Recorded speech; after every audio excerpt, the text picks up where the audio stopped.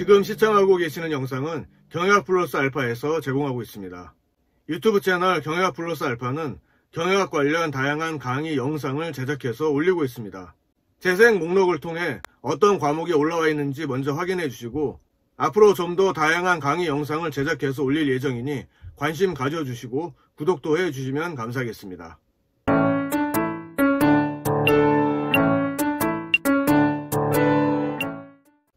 지난 3번의 영상에서 해외 직접 투자를 설명하는 이론들에 대해서 알아보았습니다. 앞선 영상을 시청하지 않으신 분은 이번 영상 학습을 마치고 꼭 시청해 주시기 바랍니다.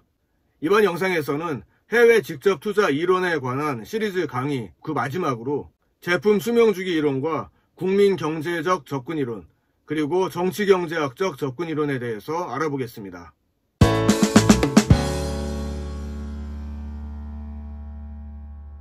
제품 수명주기 이론은 선진국과 개발도상국 간의 기술 격차와 제품 수명 주기에 따른 기업의 시장 변화 전략에 착안하여 각국 간의 무역 패턴과 직접 투자를 설명하는 이론으로서 버논에 의해 제시되었고 그의 제자 웰즈 등에 의해 발전되었습니다.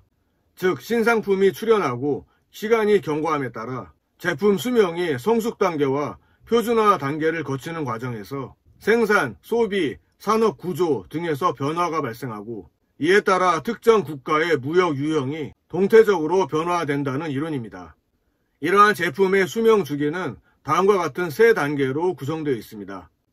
신제품 도입기에 기업은 기술, 자본, 시장을 갖춘 선진국에 입지하고 성숙기에는 최초 제품을 개발한 선진국과 수요 구조가 유사한 후발 선진국에 입지하고 표준화기에는 기술적 우위성은 쇠퇴하는 반면 생산비가 중요시되기 때문에 제품 생산은 개발도상국의 입지를 정하게 된다는 것입니다. 각 단계별로 좀 더 구체적으로 알아보겠습니다. 먼저 신제품 도입기입니다. 이 단계에서는 R&D 활동을 통한 기술적 우위 및 수요 측면의 요건을 구비한 선진국의 혁신적 기업에 의해 제품이 생산됩니다.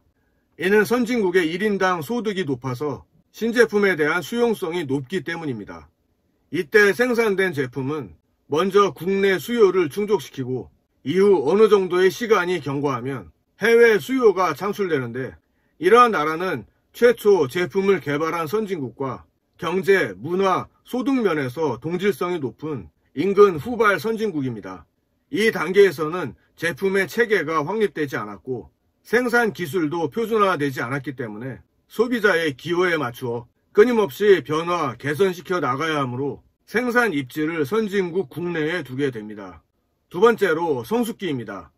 이 단계에서는 제품의 수요와 시장이 확대되고 기술의 표준화가 진행됩니다. 또한 구매자의 제품에 대한 인식이 높아지고 지식이 증가하며 수요는 가격 탄력적으로 변화합니다. 따라서 기업은 생산비를 절감하기 위해 대량 생산에 의한 규모의 경제 이익을 추구하게 됩니다. 또한 최초 개발국인 선진국, 국내 기업의 모방이 이루어지고 해외 수요도 점차 증가하여 수출이 이루어지게 됩니다. 세 번째 단계로 표준화기입니다. 표준화기에서는 제품과 기술은 전 세계적으로 표준화되고 이때의 경쟁은 가격이 됩니다. 즉 생산 기술이 최초 개발자의 전적인 소유가 될 수 없으며 생산비가 최대의 관심사가 됩니다. 누구나 다 만들 수 있게 되었다는 의미인 것입니다. 따라서 개발도상국들은 기술 습득과 저임금을 바탕으로 경쟁력을 확보하게 되고 국가의 수출 드라이브 정책 등의 도움으로 선진국으로의 역수출이 이루어지게 됩니다. 특히 노동 집약 산업에 있어서 개발도상국이 매우 유리해지게 되는 단계입니다. 이러한 제품 수명 주기의 변화에 따라 해외 직접 투자는 다음의 2가지 경우에 발생하게 됩니다. 첫 번째로 성숙 후기에는 기술 혁신국에서 여타 선진국으로의 시장 방어적 투자가 발생합니다. 성숙기에는 기술 혁신국과 여타 선진국 간의 기술 격차 무역이 발생하지만 시간이 경과함에 따라 점차 감소할 가능성이 커집니다.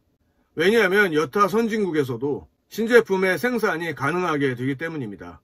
따라서 선진국의 기업들은 여타 선진국으로 시장 방어적 해외 투자를 하게 되는 것입니다. 두 번째로 표준화기에는 기술 혁신국과 그 밖의 여러 선진국들로부터 개발도상국으로의 저임금 지향적 투자가 발생하게 됩니다. 표준화기에는 저임금이 무엇보다도 경쟁 우위를 결정하기 때문에 제품의 생산 입지는 개발도상국으로 이전됩니다. 따라서 다국적 기업들은 표준화기에 있어서 개발도상국의 저렴한 노동력을 이용하기 위해 해외 직접 투자를 하게 되는 것입니다.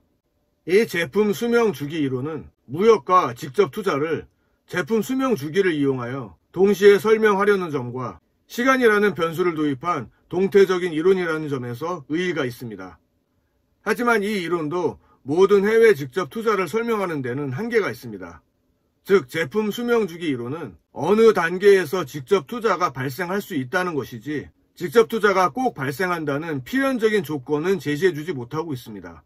또한 투자국 간의 상호 투자를 설명하지 못하고 있습니다. 무엇보다도 이미 해외에 생산 및 마케팅 체제를 갖추고 있는 다국적 기업의 형태를 설명하는 데 미흡한 이론이라는 한계를 갖고 있습니다.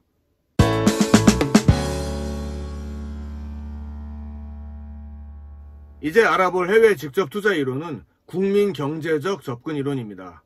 고지만은 현재까지의 해외 직접 투자 이론은 모두 미시적인 기업의 관점에서만 해외 직접 투자를 설명한다고 보았습니다. 즉 해외 직접 투자의 현상을 단순히 개별 기업의 경영활동이라는 차원에 국한시켜 논의할 것이 아니라 거시경제적 또는 국민 경제적 차원에서 다루어야 한다고 주장한 것입니다. 고지만은 완전 경쟁 이론을 배경으로 생산 요소의 자유로운 이동과 국제무역의 상호 보완 관계를 가정하고 있습니다. 이론에서 고지만은 해외 직접 투자를 미국형 해외 직접 투자와 일본형 해외 직접 투자로 구분하여 설명하고 있습니다. 미국형 해외 직접 투자는 독점적 우위를 이용하여 현지 시장을 독점하여 독점적 이윤을 획득하는 형태의 투자라고 주장하고 있습니다. 그 결과 미국의 비교 우위 산업은 수출을 통해 해외 시장에 진입하기보다는 투자를 통해 진입하기 때문에 역무역 지향적 투자가 되고 현지와의 갈등을 빚게 된다는 것입니다. 다시 말해 미국형 해외 직접 투자는 대기업 중심의 첨단 기업이 해외로 진출하며 단독 투자를 선호하고 생산 방법은 노동보다는 기계나 자본을 집약적으로 사용하는 투자 유형인 것입니다. 반면에 일본형 해외 직접 투자는 순무역 지향적 투자이고 수출 경쟁력을 잃은 사양산업의 일본 내 중소기업들이 개발도상국의 저렴한 임금을 활용하기 위하여 합작 투자와 노동 집약적인 생산 방식으로 해외에 진출하는 유형입니다. 즉 일본형 해외 직접 투자는 국민경제 활동의 일환으로 발생되기 때문에 무역 지향형 투자가 발생한다는 것입니다. 일본에서 수출이 이루어지지 않았던 기업이 개도국의 저렴한 인건비로 경쟁력을 회복하여 제3국으로 수출함에 따라 세계 전체적으로 새로운 무역이 창출되어 순무역 지향적이라고 합니다. 이 고지마의 이론은 해외 직접 투자를 기업적 요건만이 아닌 국민 경제의 특성을 고려했다는 데 의의가 있습니다. 하지만 실제로 해외 직접 투자가 이루어지는 경우에 해외 투자 기업이 현지 기업에 대하여 가지는 경쟁상의 우위 요인에 대해서는 설명이 부족합니다. 다시 말해 실제 투자가 이루어졌을 때 투자 기업이 현지 기업에 대해 갖는 경쟁상의 우위 요인이 무엇인가에 대해서는 설명하지 못하는 것입니다. 또한 이윤율만을 고려했을 뿐 이러한 이윤율은 환위험에 노출될 수 있다는 사실을 무시하고 있다는 단점이 있습니다.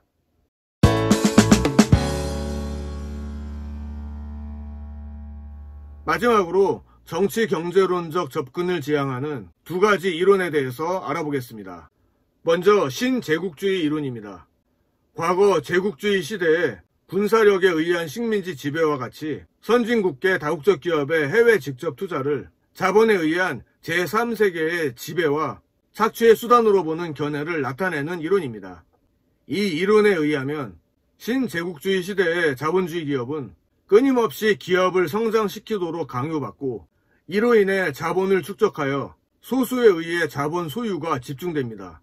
이렇게 집중된 자본으로 해외 직접 투자를 하게 되고 해외 투자 사업을 통해 현지에서 창출된 잉여 가치를 서구 선진국으로 이전시키게 되는데 이러한 이전을 착취의 개념으로 보고 있는 것입니다. 이러한 착취로 인해 제3세계는 성장에 필요한 자본 축적을 자체적으로 할 수 없게 되고 만년 저개발의 늪에서 헤어나오지 못한다는 것입니다. 따라서 이 신제국주의 이론에서는 제3세계가 외국 자본 진출에 대해 극단적인 폐쇄 정책을 실시해야 하며 더 나아가 기존에 진출한 다국적 기업에 대해 국유화를 포함한 강경한 조치를 취해야 한다고 주장합니다. 두 번째로 종속이론입니다. 종속이론은 역사적으로 서구 자본에 의해 수탈이 심했던 중남미 경제학자를 중심으로 제기되었습니다. 이 이론에 따르면 세계 경제의 시스템은 지배적인 중추국과 종속적인 주변국으로 구성되어 있다고 보고 있습니다. 중추국은 주변국에게 힘이나 성장의 기회를 제공하게 됩니다. 즉 직접 투자를 통해 자본, 생산기술, 경영관리 등을 제공하게 되고 그 대가로 규칙 준수를 강요하여 종속관계가 유지된다는 것입니다. 이러한 종속적 관계는 경제적 요인만이 아니고 정치적, 사회적 요인에 의해서 영향을 받기도 합니다. 따라서 주변국인 개발도상국은 기존의 세계 자본주의와의 단절을 통해 자립적으로 발전을 추진해야 한다고 주장합니다. 하지만 이러한 이론들은 현실 세계에서 이론적 설득력이 매우 약합니다. 선진국은 무조건 악하고 후진국은 무조건 선하다는 프레임, 가진 자는 무조건 악한 사람이고 없는 자는 무조건 선한 사람이라는 이분법적인 프레임을 통해 일반 대중들을 현혹시키고 갈등을 유발하는 이론들인 것입니다. 이러한 이론적 배경을 갖춘 사람들이 지금 우리나라 정치판 곳곳에 침투해 있습니다. 그래서 만들어진 법이 최근에 임대차 3법인 것입니다. 임대인은 무조건 나쁜 사람이고 임차인은 무조건 착한 사람입니까? 아니요. 이번 영상까지 포함하여 4번의 영상을 통해서 해외 직접 투자를 설명하는 이론들에 대해서 정리해보았습니다. 계속되는 영상을 통해서 해외 직접 투자의 구체적인 전략에 대해서 하나씩 알아보도록 하겠습니다. 이번 영상이 도움되셨다면 좋아요 눌러주시고 앞으로도 계속 경영학 관련 강의 영상을 받아보실 분은 구독해주시면 감사하겠습니다.